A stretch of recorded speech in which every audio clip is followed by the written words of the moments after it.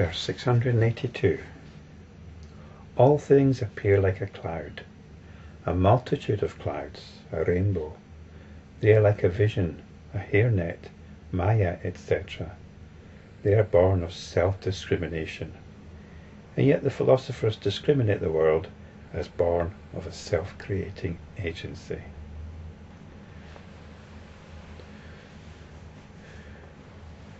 We have to work hard to convince ourselves that the world is an external, durable thing, as something which contains external, durable things. And this verse is telling us not to bother. And it's pointing out the attitude of the Enlightenment practitioner to the world. All things appear like a cloud. It's something that's drifting by. A multitude of clouds drifting by. We might gaze at the clouds now and again and get lost in the shapes that the mind constructs. But then we let them go by. We continue to let them go by. They're not our business. A rainbow is pretty, it's enchanting. We can make stories about it. Pot of gold at the end of the rainbow, or God's covenant with the human race. But again, do rainbows really exist?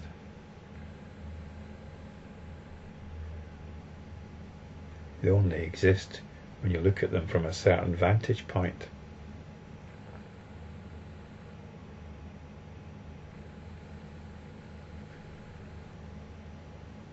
In which case, is a rainbow an objective phenomenon? If it only exists from a particular vantage point, when you look at it from a particular angle, can it said to be an objective phenomenon? So the Enlightenment practitioner sees all of reality like this, like a rainbow, like a vision. A vision is something which can get us worked up, can get us excited, can get us preoccupied with some kind of significance that the vision might have. But a vision is simply an appearance which unsteadies the mind.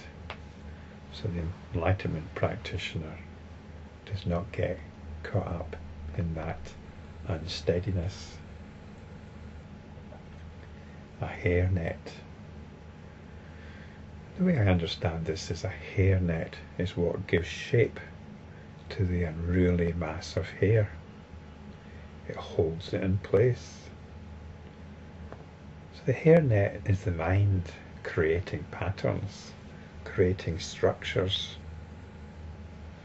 just as it creates the constellations in the sky. Constellations don't exist. They're just a way of finding our way around the night sky. But constellations again have no objective reality. They are patterns created by the mind. They are a hairnet by which we can give structure to the otherwise random chaos of the night sky. So the Enlightenment practitioner sees all of life like this. I said random chaos, and you may object, well actually it's not random. It can all be explained by natural laws, the laws of physics. But again, these laws of physics are the hairnet by which we look for structure in the external world. And you might say, yes, but that structure's there, independent of the mind. That structure's actually out there, you might argue. But it's exactly the same pattern-making activity of the mind that's in operation here. It's the same activity which creates constellations. And there's quite a debate that goes on about this. Is mathematics describing physical reality, or is it simply a creation of the mind? Well, as far as the Enlightenment practitioner is concerned, it's a creation of the mind. In fact, we're no longer concerned with this dichotomy, this distinction between out there and in here. It's like the distinction between objective and subjective. Where do they meet? Where does the objective meet the subjective? When does in here meet out there? When does the whole of objective reality become our subjective experience? And the only way around this is to dismiss such distinctions, dismiss such dichotomies. There is only here, there is only subjectivity. We can project out there, and that's what consciousness does, it projects itself into space. But if we choose to be completely honest about this, we must acknowledge that all our experience, all our reality is 100% subjective. Which doesn't mean to say it's my experience, because me is as much a construct as you. Me is no more real or objective than anything else. There is simply experiencing going on. And we don't get caught up in notions of in here or out there. So that's the hairnet. Maya. Maya is delusion. Maya is that tendency to believe in the delusion. So these are all born of self-discrimination. This term self-discrimination can be understood in two ways. The discrimination of a self, that all of this is happening to, or it could be understood, and I think this is the meaning here, as the discrimination of consciousness. It's a discrimination of consciousness which gives rise to notions of an external world and a self here experiencing that world, discriminating that world.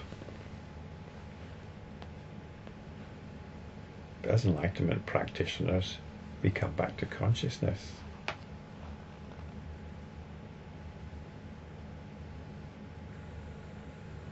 We realize that we have the option of not engaging with ideas of an external physical order. And this is important because it means that we do not have to take our cue for how we feel from such an order, from such an understanding. We do not need to take our cue from notions of a physical external world.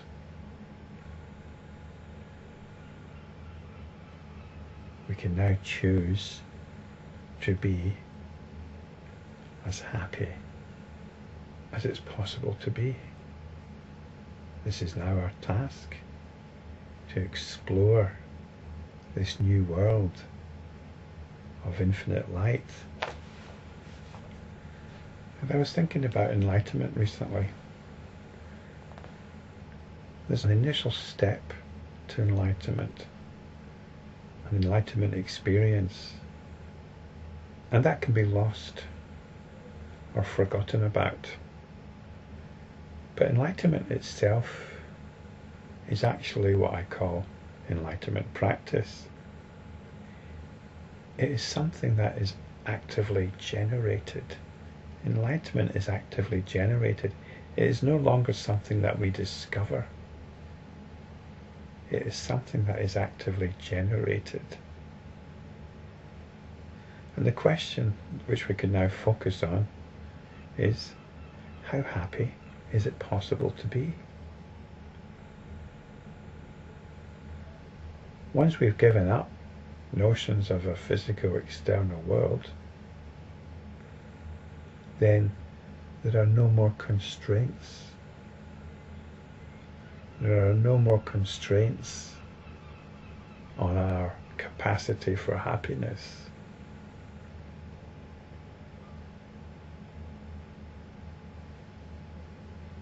This is the significance of the Buddha's teaching.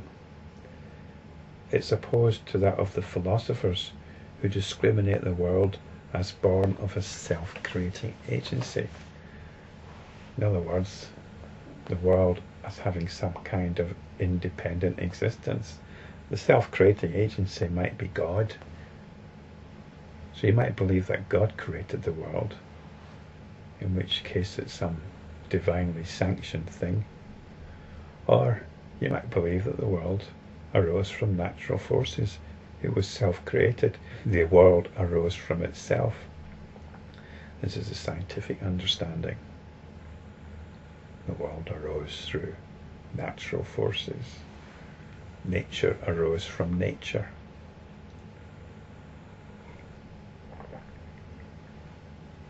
So this is a philosophical understanding which is inherently limited and is inherently limiting, even if you believe that God did it.